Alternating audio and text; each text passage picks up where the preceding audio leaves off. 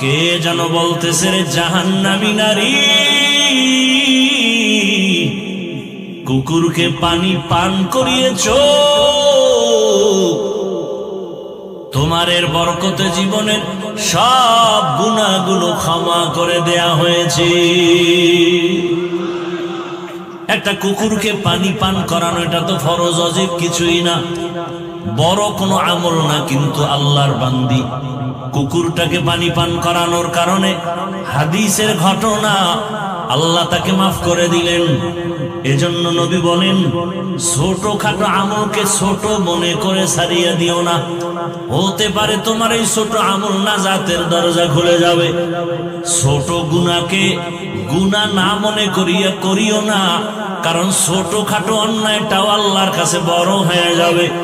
নবীজি আর একটা ঘটনা বলেন, এক আল্লাহর বান্দি জীবনভর ভালো আমল করেছে। নারী ভালো আমল, ও আম্মা জানেরা, ভালো আমল কর্মেওয়ালা নারীর কি হালাত? ভালো ভালো আমল করে, বিসমিল্লাহ ছাড়া কোনো কাজ করে না, ওযুর সাথে থাকে, তেলাওয়াত করে, এত ভালো ভালো আমল করে, আজান হলে নামাজে দাঁড়ায় যায়। জীবনের শেষ মুহূর্তে হঠাৎ তার বাড়ির মধ্যে একটা বিড়াল ঢুকে পড়লো। বিড়ালটা ঘরের মধ্যে আসা মাত্র খাঁচার মধ্যে বিড়ালটারে আটকায় দিয়েছে। ওই নারী নিজেও খানা দেয় না, বিড়ালটা বাহিরে গিয়া খাবে সেই সুযোগও দেয় না।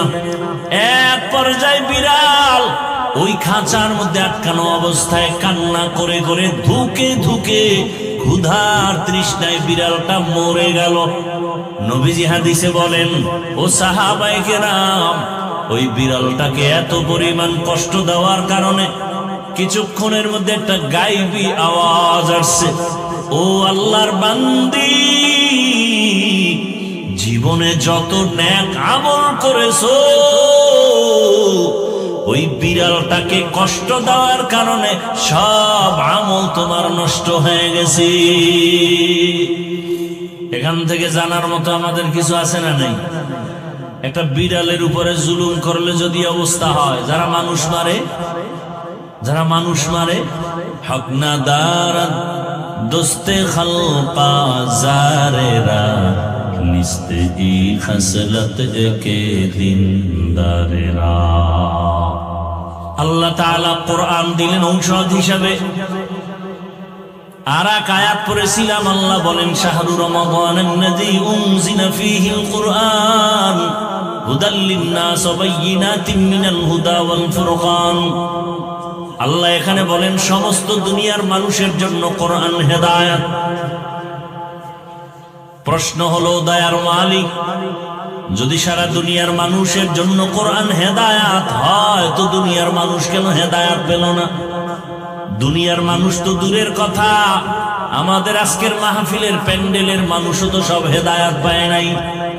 হেদায়েত যদি পাইতো তো ফজরে কেন মসজিদে নাই, জোহরে কেন মসজিদে নাই? কেন নামাজ পড়ে মিথ্যা বলে, নামাজ পড়ে সুদের টাকায় ব্যবসা করে? এরকম লোক এলাকায় নাই? সুদ হালাল না হারাম? ও আল্লাহ, আপনার ওয়াদা, কোরআন দিছেন দুনিয়ার সব মানুষের হেদায়েতের জন্য, দুনিয়ার সব মানুষ কেন হেদায়েত পায় না? আল্লাহর এই কথার জবাবে মুফাসসিরিন ইকরাম বলেন, দুনিয়ার মানুষ কেন হেদায়েত পায় না?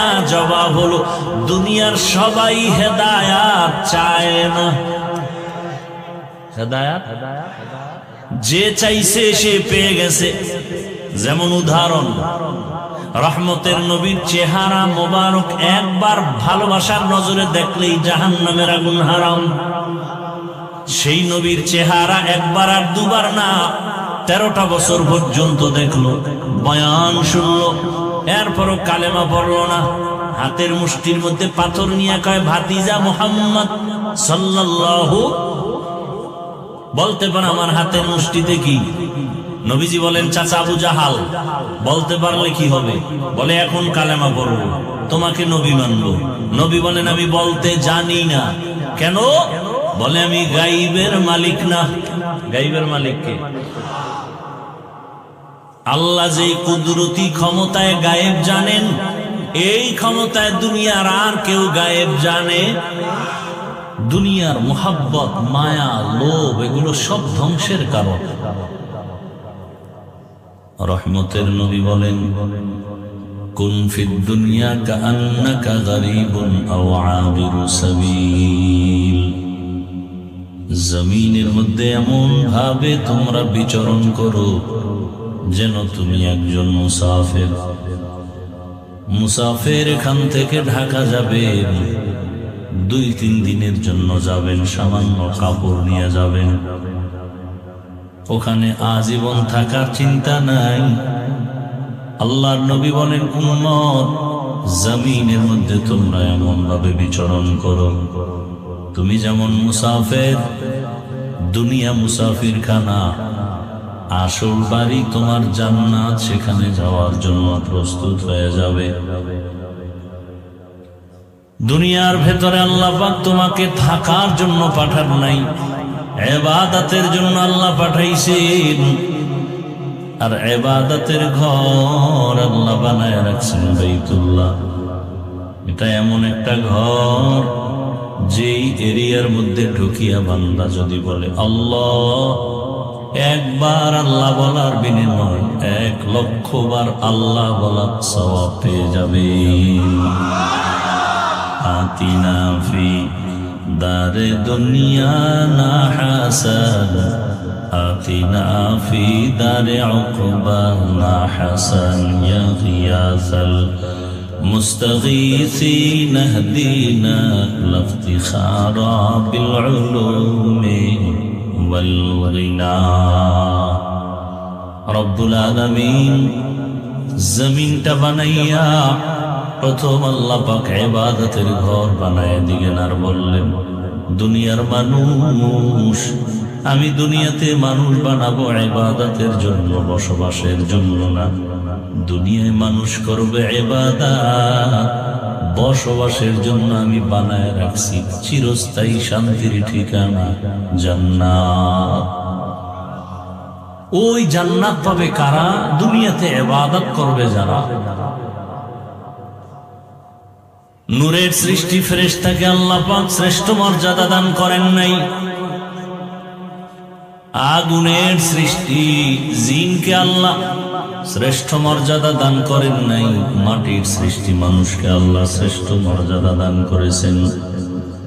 আল্লাহ বলেন, হে মানুষ, জমিনে তোমরা তোমাদের মর্যাদা ঠিক রেখে চলার জন্য আমি আল্লাহ নিজের পক্ষ থেকে দয়ার নজরে 2টা ব্যবস্থাও রেখে দিলাম।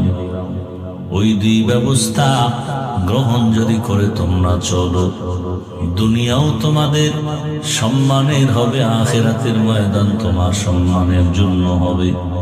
ওই 2 ব্যবস্থার এক ব্যবস্থার নাম রিজালুল্লাহ, আর একটা ব্যবস্থার নাম হলো কিতাবুল্লাহ। আল্লাহর বানানো, সিলেকশন করা, নির্বাচিত করা ব্যক্তি। আর একটা ব্যবস্থা হলো আল্লাহর পক্ষ থেকে নির্দিষ্ট করা কিতাব। যত ব্যক্তি আল্লাহ দান করেছেন মানুষের হেদায়াতের জন্য, যত কিতাব আল্লাহ দান করেছেন মানুষের হেদায়াতের জন্য, যত ব্যক্তি আল্লাহ দিয়েছেন, সব ব্যক্তিদের মধ্যে শ্রেষ্ঠ ব্যক্তি রাহমাতুল লিল আলামিন। আর যত কিতাব দান করেছেন সব কিতাবের ভেতরে শ্রেষ্ঠ কিতাব হলো কোরআনুল কারীম। শ্রেষ্ঠ ব্যক্তিকে গেলে 1 মিনিটে শেষ, 1 মিনিট হয় না, ভুলে গেছে কি বয়ান শুনে। আল্লাহ যত ব্যক্তি দিলেন শ্রেষ্ঠ ব্যক্তি রাহমাতুল লিল আলামিন। যত কিতাব দিলেন শ্রেষ্ঠ কিতাব হলো কোরআনুল কারীম। শ্রেষ্ঠ ব্যক্তি রহমতের নবী। কেমন শ্রেষ্ঠ? যে শ্রেষ্ঠত্বের কোনো তুলনা। আল্লাহ পাক যেমন এক, ওই আল্লাহর মতো আর একজন আল্লাহ নাই। ঠিক আমার রহমতের নবীও এক, ওই নবীর মতো কোনো নবী নাই। ওই আল্লাহকে আল্লাহ কোরআন, আল্লাহর নবীকে কোরআন দিলেন। এমন একটা কিতাব কোরআনুল কারীম কারীম যে কিতাবের মতো কোনো কিতাব নাই। কেমন আমার আল্লাহ, যে আল্লাহর মধ্যে কোনো মিথ্যা নাই। কেমন শ্রেষ্ঠ নবী, যে নবীর মধ্যে কোনো মিথ্যা নাই। কেমন কিতাব, শ্রেষ্ঠ কিতাব কোরআন, যে কিতাবে কোনো ভুল, কোনো মিথ্যার অবকাশ নেই। কেমন আমার আল্লাহ, যে আল্লাহর মতো দ্বিতীয় কোনো ক্ষমতাওয়ালা কেউ নাই, যার কোনো উদাহরণ নাই। তার মোহাব্বতের বানানো শ্রেষ্ঠ নবী কেমন, যার দ্বিতীয় কোনো উদাহরণ নাই। কেমন কিতাব আল্লাহ দিয়েছেন, যে কিতাবের মতো কোনো কিতাব নাই। এমন কিছু দেওয়ার সব কারণ হলো হেদায়াত। আল্লাহ তাআলা বলেন, আমি তোমাদের শ্রেষ্ঠত্ব ঠিক রাখার জন্য দুইটা বিষয় দিলাম। এই দুই জিনিস ধরে রাখলে তোমার জমিনে ইজ্জত সম্মান যাবেও না, আখিরাতের ময়দানে তোমরা বিনা হিসাবে জান্নাতে চলে যাবে। এক ব্যবস্থা ব্যক্তি, দ্বিতীয় ব্যবস্থা কোরআন। বর্তমানে রহমতের নবীও নাই, তবে কোরআন আমাদের কাছে আছে। বিদায় বেলা রহমতের নবী বলেছেন, কোনো পেরেশানি নাই। قال رسول الله صلى الله عليه وآله وسلم تركت فيكم أمرين لن تضلوا ما تمسكتم بهما كتاب الله وسنة رسوله। রহমতের নবী বলেন, আমি বিদায় বেলা দুই জিনিস রেখে গেলাম, আকরাইয়া যদি ধরো। আমি নবী চ্যালেঞ্জ করে গেলাম, তোমার ঈমানও যাবে না, তোমার সম্মানও যাবে না। ওই দুইয়ের এক হলো আল্লাহর কিতাব কোরআনুল কারীম, আর আমি রহমতের নবীর পক্ষ থেকে হলো আমার আদর্শ সুন্নাত। ১৫০০ বছর পরে আজ এই দ্বীপ জেলা ভোলার মানুষের মাঝে যাদের কাছে কোরআন আছে, রসুলের সুন্নত আছে, এদের ঈমানও আছে, এদের সম্মানও আছে। এই দুই জিনিস যার কাছে যত পার্সেন্ট নাই, তার কাছে তত পার্সেন্ট ঈমানও নাই, সম্মানও নাই। আল্লাহ তাআলা কোরআন দিলেন হেদায়াতের জন্য। কাদের জন্য হেদায়াত? আমার তেলাওয়াতকৃত আয়াতে আল্লাহ বলেন, হুদাল লিল মুত্তাকিন। মুত্তাকি যারা, তাদের জন্য হেদায়াত। আল্লাহ কোরআন কেন দিলেন, তার আরেকটা কারণ আরেক আয়াতে আল্লাহ বলেন, শাহরু রমাদান আল্লাযী উনজিলা ফীহিল কুরআন হুদাল লিন-নাস ওয়া বায়িনাতিন মিনাল হুদা ওয়াল ফুরকান। আল্লাহ বলেন, রমজানে কোরআন অবতীর্ণ করেছি গোটা জগতের মানুষের হেদায়েতের জন্য। এখানে প্রথমে হেদায়েত সমস্ত মানুষ।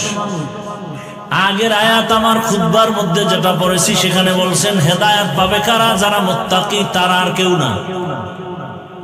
প্রশ্ন সব জায়গায় রেডি, খেয়াল করেন। আল্লাহ কোরআন অবতীর্ণ কেন করেছেন? আর এক আয়াতে আল্লাহ বলেন সূরা ইসরার ভেতরে, ওয়া নুনাজ্জিলু মিনাল কুরআন মা হুয়া শিফাউন ওয়া রাহমাতুল লিল মুমিনিন। আল্লাহ বলেন, আমি কোরআন থেকে বার অবতীর্ণ করলাম ঔষধ। নাজ্জালনাও মানে অবতীর্ণ করা, আনজালনাও মানে অবতীর্ণ করা। অনুনাজ্জিল বারবার অবতীর্ণ করার নাম নাজ্জালনা, আর আনজালনা মানে একবারে অবতীর্ণ করা। ইন্না আনজালনাহু ফি লাইলাতিল কদর, একেবারে আল্লাহ কোরআন অবতীর্ণ করলেন। আর অনুনাজ্জিলু মানে বারবার আল্লাহ অবতীর্ণ করেছেন। ঔষধ, মানুষ ঔষধ কি একবার খায় না? বারবার। এজন্য আল্লাহ বলেন, আমি বারবার কোরআন থেকে ঔষধ অবতীর্ণ করেছি। মুমিনদের জন্য এটা রহমত। তাহলে কোরআন হলো দুনিয়ার মানুষের ঔষধ। এবার আমাকে বলেন, ঔষধ যারা সেবন করে এরা সুস্থ নাকি অসুস্থ?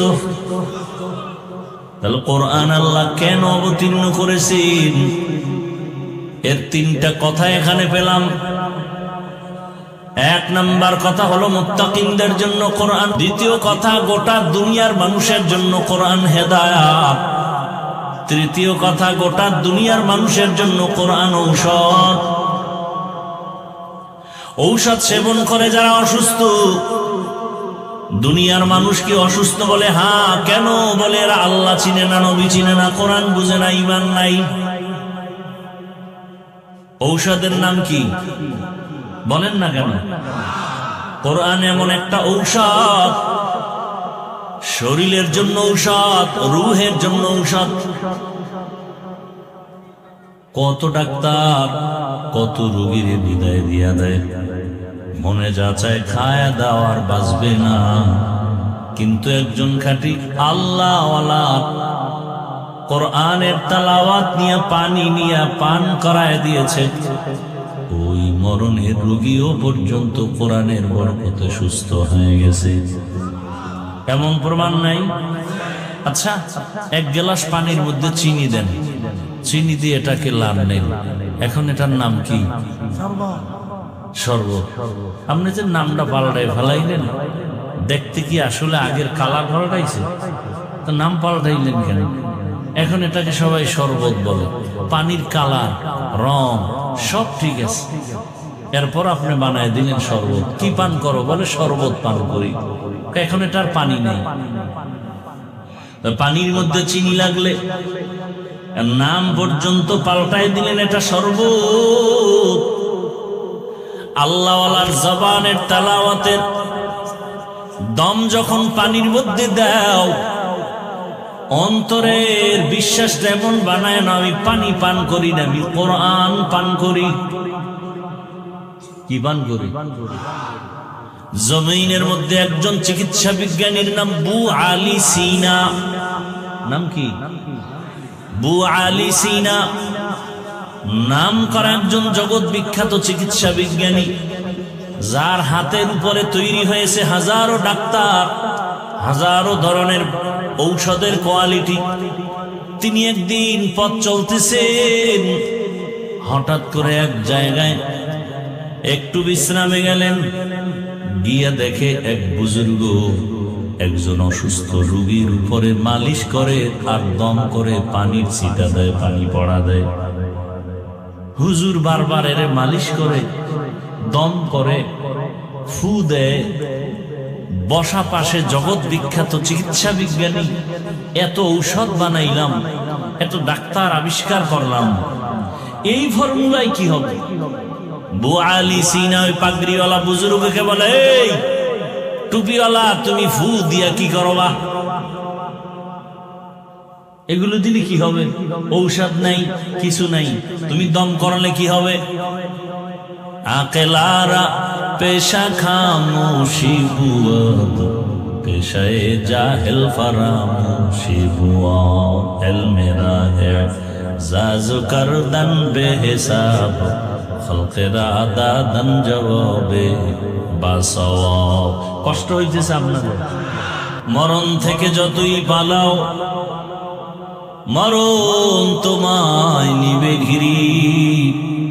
যদিও সুদূর আকাশ পানে লুকাও, সেথায় লাগিয়েছি নদী পথে নৌকা চালাও।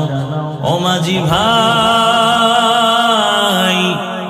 বেলা ডুবার আগে আমি ওপার উঠতে চাই, ডুবে গেলে বেলারে আর উঠে না, ভেঙ্গে গেলে মেলা রে আর জমে না। কোথায় গেল বীর বাহাদুরেরা?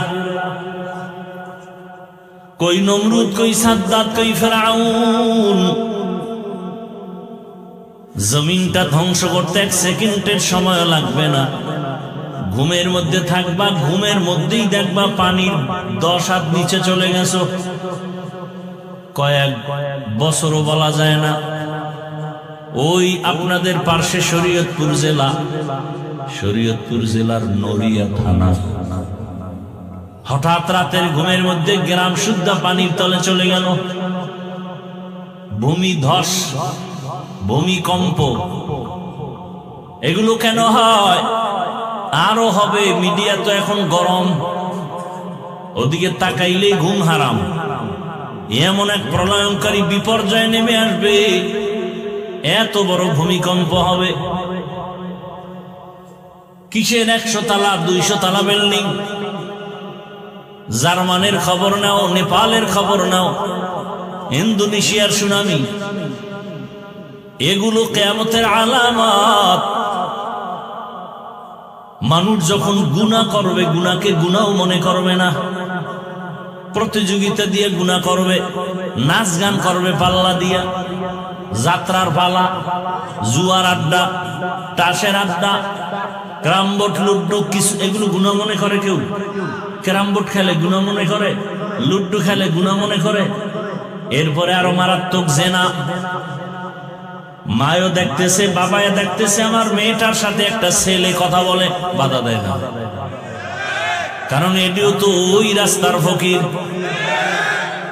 কারণ বাপ ভালো হলে মা ভালো হবে, গাছ ভালো হলে ফল ভালো হবে। জানে মা বাবা বাধা দেয় না, কারণ তারা ওই পথের পথিক। জেনা ব্যভিচার চলে ঘরে ঘরে, বড় কঠিন হালাত। স্বামীও জেনার রাস্তায় দৌড়ায়, স্ত্রী আর এক রাস্তায় দৌড়ায়। পরশুদিন কিতাবে দেখলাম এক আল্লাহর বান্দা বাজারে গেছেন, বাজার থেকে আইসা ঘরের মধ্যে এসে ঘরে ঢুকে দেখে তার বিবি কান্না করে, হাউমাউ করে কান্না করে, গড়াগড়ি খায়। স্বামী জিজ্ঞাসা করে, বিবি কি ব্যাপার? আমি বাজারে গেলাম, আসতে না আসতে কি হয়ে গেল, কেন কান্না করো? বলে, সর্বনাশ, আমার জীবনটা বিপন্ন, লজ্জায় তোমার সামনে আমি মুখ দেখাবো কেমনে, সেই লজ্জায় কান্না করি। কেন বলো? বলে, আমার ঘরে যেই সন্তানটারে ছোটবেলা থেকে লোকমা দিয়া খানা খাওয়ায় খাওয়ায় বড় বানাইলাম, ওই সন্তান এত বড় হয়ে গেল, আস্তে করে বড় বানায় জামা কাপড় সব দিলাম, থাকার জায়গা দিলাম। আজকে ওই সন্তান আমার উপরে চড়াও হয়ে গেছে, যৌবনের প্রভাব বিস্তার করেছে, আমার হাতটা ধরে টান দিছে, আমি আর বরদাস্ত করতে পারি নাই। এক পর্যায়ে আমি ওই কাজের সন্তান, ওর সাথে আমি অপকর্মে লিপ্ত হয়ে গেলাম। স্ত্রীর কথা শুনিয়া স্বামী বেচারাও কান্না করে। স্ত্রী বলে, তুমি কেন কাঁদো?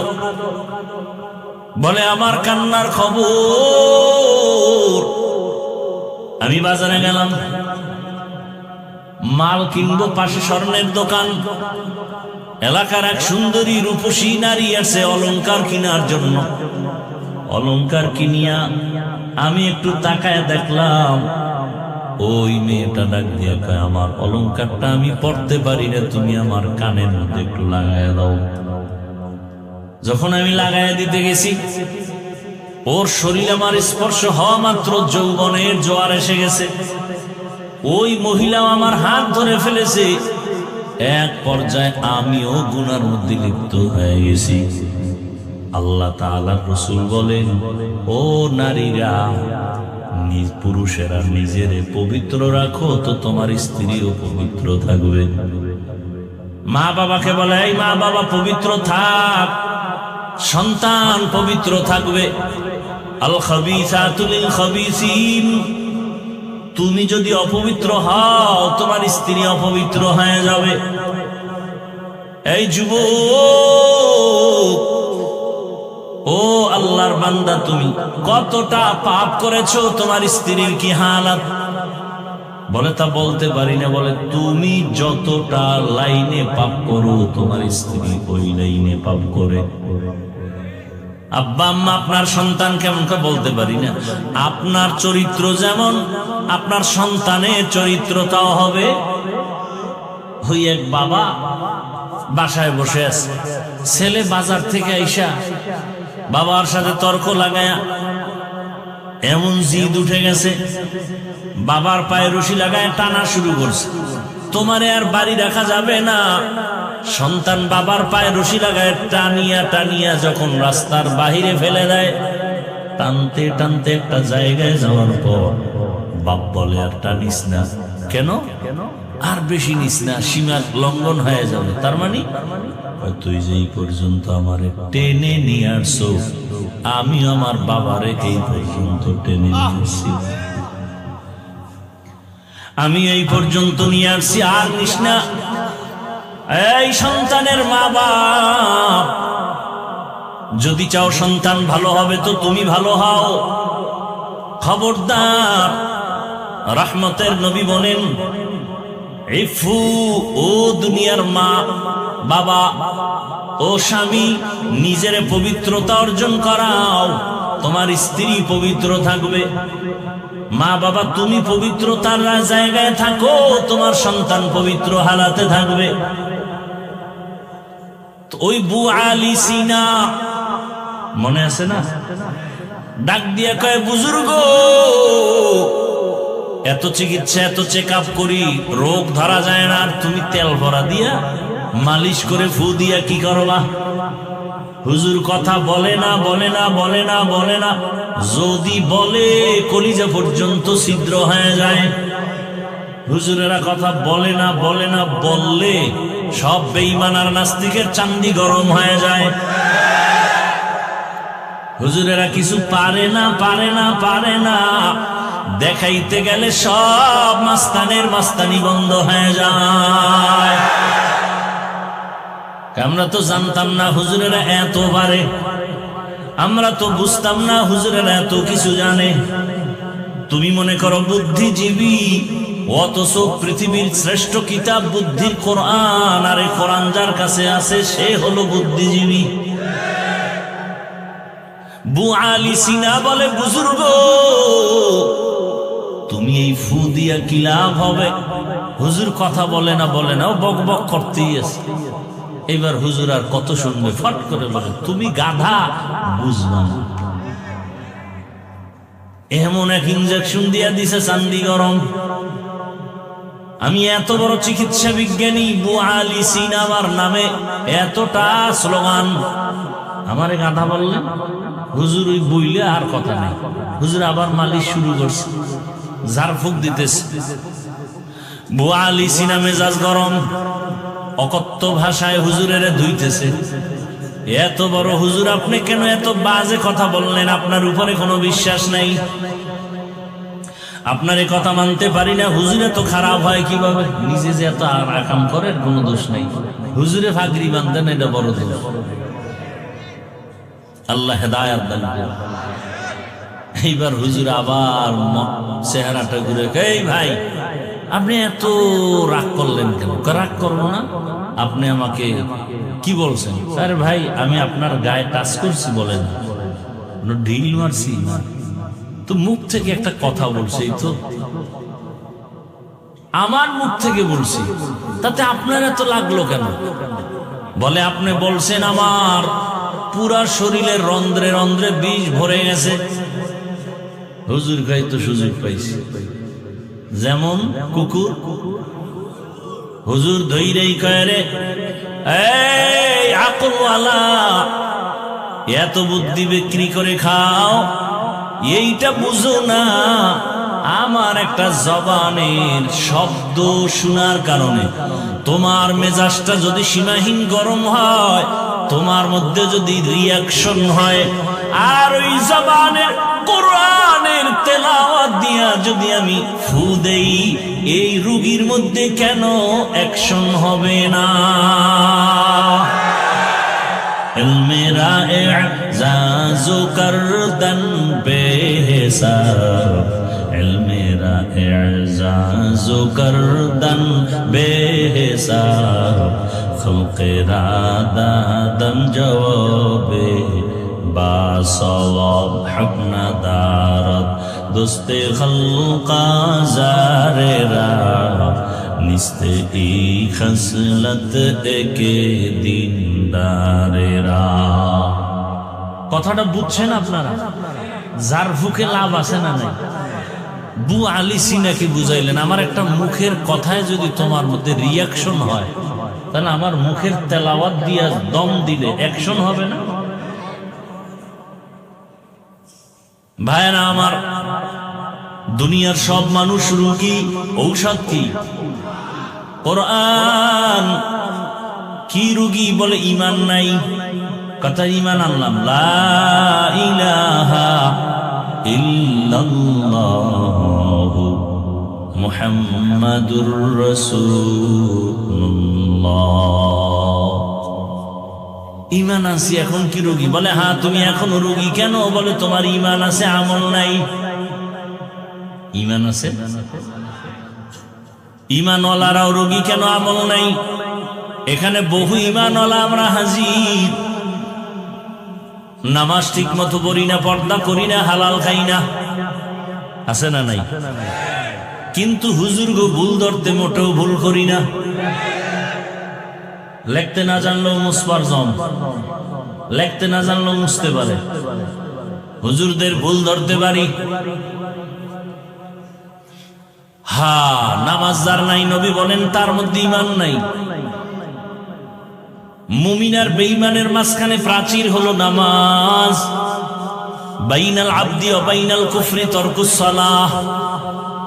আস-সালাতু ইমাদুদ্দিন ফামান আকামাহা আকামাদ্দিন। আউয়ালু মা ইউহাসাবু বিহিল আবদু ইয়াউমাল কিয়ামাতিস সালাহ। কিয়ামতের দিন নামাজের হিসাব হবে। মুমিন বেঈমানের মাঝখানে প্রাচীর নামাজ। বেঈমান নামাজ পড়ে না, মুমিন নামাজ ছাড়ে না। তুমি বান্দা দাঁড়াইয়া নামাজ পড়তে পারো না, বসে বসে নামাজ আদায় করো। দুর্বল, তুমি অসুস্থ, তুমি যদি বসেও না পারো, শুয়া শুয়া নামাজ আদায় করো। তুমি যদি অঙ্গ প্রত্যঙ্গ নাড়াচাড়া করতে নাও পারো, ইশারায় নামাজ আদায় করো, তারপর নামাজ ছাড়া যাবে না। মকুন সুসুতি নমাজে পঞ্জ গানা ফাওয়াইলুল লিল মুসাল্লিনাল্লাযীনা মুমিনারা ইনামাজ ইমদাদে দা ইস্তাঈনু আয়াতে কুরআবাখা আয়াতে কদ আফলাহারা ইয়াদকুম গৌর কুন্দর মানিয়াজ দিল সাদিকুম। ভাইরা আমার, ঈমানওয়ালারা রোগী কেন? বলে আমল নাই। কথা আমল করলে কি? বলে তো আমল করলে তুমি সুস্থ হয়ে যাবে। বলে তো ঈমানের পরে আমল ধরে ফেললাম, নামাজ রোজা তেলাওয়াত, এখনো কি রোগী? বলে হ্যাঁ, কারণ আমি নামাজ পড়ি, রোজা রাখি, তেলাওয়াত করি, তবে এর মধ্যে রূহ নাই। আমলের রূহের নাম ইখলাস। আমলের রূহের নাম কি? ওয়ামা উমিরু ইল্লা লিয়া'বুদুল্লাহা মুখলিসীনা লাহুদ্দীন। আমল আছে কি নাই? ইখলাস নাই। এই আমল দিয়া আল্লাহর মোহাব্বতের দরজা পাওয়া যাবে না। ইখলাস ওয়ালা আমল, আমলের মধ্যে ইখলাস লাগবে। অতএব তোমার ঈমান নাই রোগী, ঈমান আছে, আমল নাই রোগী, আমল আছে, ইখলাস নাই রোগী। ইমাম গজালি বিশ্ববরেণ্য দার্শনিক ইমাম, এই কথা বলেন না কেন? বিশ্ববরেণ্য বুজুর্গ এবং দার্শনিক ইমাম গজালি, গজালি না কি? ইমাম গজালি। একজনের নাম কালাম, যদি কাল্লে হয়ে ডাকেন। ইমাম গজালি রাহমাতুল্লাহ আলাইহি তিনি লিখেন, ভালো করে বুঝেন, এরে নবীর আশিক। ইমাম গজালি বলেন, আন্নাসু কুল্লুহুম হালকা ইল্লাল আলিমুন, আল আলিমুনা কুল্লুহুম হালকা ইল্লাল আমিলুন, ওয়াল আমিলুনা কুল্লুহুম হালকা ইল্লাল মুখলিসুন। সব মানুষ জাহান্নামে যাবে, আলেমরা জান্নাতে যাবে। না না না, আলেমরাও জাহান্নামে যাবে, তবে ওই আলেম জান্নাতে যাবে যে আলেম ইলম অনুযায়ী আমল করে। ইমাম গাজ্জালী বলেন না, সব আমলওয়ালারাও জাহান্নামে যাবে, একমাত্র যারা ইখলাসওয়ালা তারা জান্নাতে যাবে। ইখলাসওয়ালা আমল বড় দামি এক সম্পদ। ইখলাসের সাথে সামান্য আমল করো, আল্লাহর দরবারে কবুল হয়ে যাবে। জমিনের মধ্যে একজন বাদশা রাষ্ট্র চালায়, কি চালায়? রাষ্ট্র চালানো এটা হইলো দুনিয়াওয়ালাদের কাজ, এটা ইসলামের কোনো কাজ না, তাই তো? কথা বলেন, আমগো ইসলামটা কি রাষ্ট্রের ব্যাপারে দুর্বল? আমাদের কোরআনে কি রাষ্ট্রের ব্যাপারে সমাধান নাই? আরে আমার আল্লাহ কি এত দুর্বল? আমার রসুল কি এত দুর্বল? আমার ইসলামটা কি এত দুর্বল? ও ভোলার মুসলমান, আমি একটা কথা বলে যাই, ওয়াদা করবেন নি আমার সাথে? যুবকদেরকে বলছি, ওয়াদা করবানি? ভাই, বাবার কথা সব সন্তানরা ঠিক মতো মানে না, মাঝে মাঝে বাবার সাথে তর্ক হয় না? হয় না? সন্তান বাবার সাথে খেয়াল করিয়েন, বাবার সাথে তর্ক হয় ঠিক, তবে বাবারে কেউ গালি দিলে মেনে নিবে? বলেন, বলার মানুষ পায়ে হাত রেখে বলছি, যদি কোন নিচে নাইমা ধর, বলেন আমি নিচে নাইমে আসি। ওয়াদাটা করবেন একুরেট ভাবে। সেটা হলো, আপনি নামাজ পড়তে পারেন না, এরকম আসি না আমরা? অনেকে নামাজ পড়ি আবার পড়ি না, রোজা রাখি আবার রাখি না, তেলাওয়াত করি আবার করি না। ইসলামটা মানি, তবে পরিপূর্ণ আমল করতে পারি না। তাহলে বাবার সাথে মাঝে মাঝে তর্ক হয়, কিন্তু বাবারে গালি দিলে মেনে নেই না। ঠিক ও ভোলার মুসলমান, ইসলামটা তুমি যদিও ঠিক মতো আমল করতে পারো না, নামাজ পড়তে পারো না, দাঁড়িয়ে রাখতে পারো না, কিন্তু তোমার সামনে যদি কোনো মায়ের সন্তান আমার ইসলাম নিয়ে কটূক্তি করে, আমার আল্লাহ নিয়ে, রসুল নিয়ে, কোরআন নিয়ে যদি বাজে কথা বলে, ইসলামের উপরে কোনো কলম ধরে, কলারটা ধইরা বলবি, বেঈমানের বাচ্চা সোজা হ, আমি নামাজ না পড়লেও ইসলামের বদনাম করবি, চামড়া তুলে ফেলা হবে।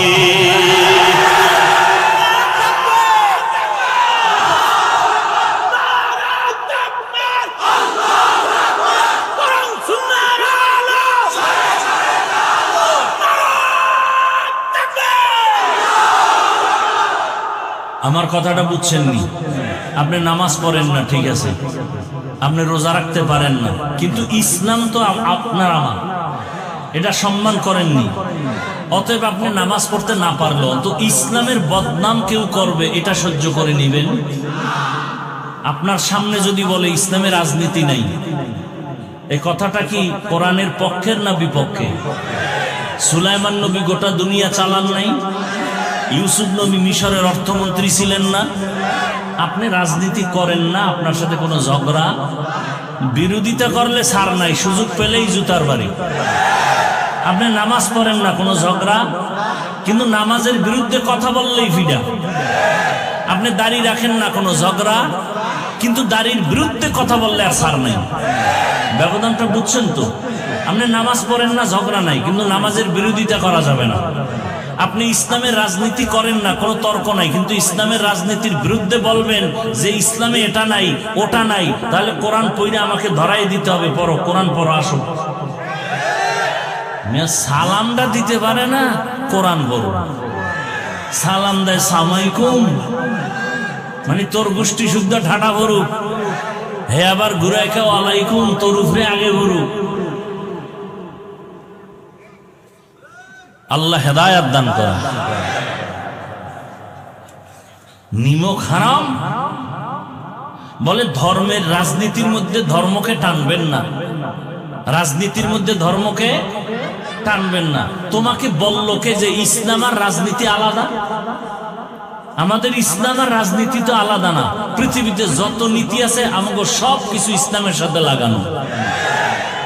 অর্থনীতি ইসলামী অর্থনীতি, পৃথিবীর শ্রেষ্ঠ অর্থনীতি ইসলামী অর্থনীতি, পৃথিবীর শ্রেষ্ঠ সমাজনীতি ইসলামী সমাজনীতি, পৃথিবীর শ্রেষ্ঠ নীতি ইসলামী রাজনীতি। তুমি করো না, ঝগড়া নাই, তুমি নামাজ পড়ো না, তোমার সাথে ঝগড়া কেন? পারলে বুঝাবো। বিরোধিতা করবা, এই সুযোগ দেওয়া যাবে না। নামাজ পড়ো না, ঠিক আছে, পারলে বুঝাবো, চা খাওয়াবো, বুকে লাগাবো, হাজি দিব। বিরোধিতা করলে কোনো সার নেই। সোজা কথা। আমি ইসলামী রাজনীতির যত দল আছে কোন দলের দায়িত্বে নেই, তার মানে কি ইসলামে কোরআনে যেটা বল সেটার বিরোধিতা করব? কি আজীব কথা। আল্লাহ হেদায়েত দান করুন। وَنُنَزِّلُ مِنَ الْقُرْآنِ مَا هُوَ شِفَاءٌ وَرَحْمَةٌ لِلْمُؤْمِنِينَ।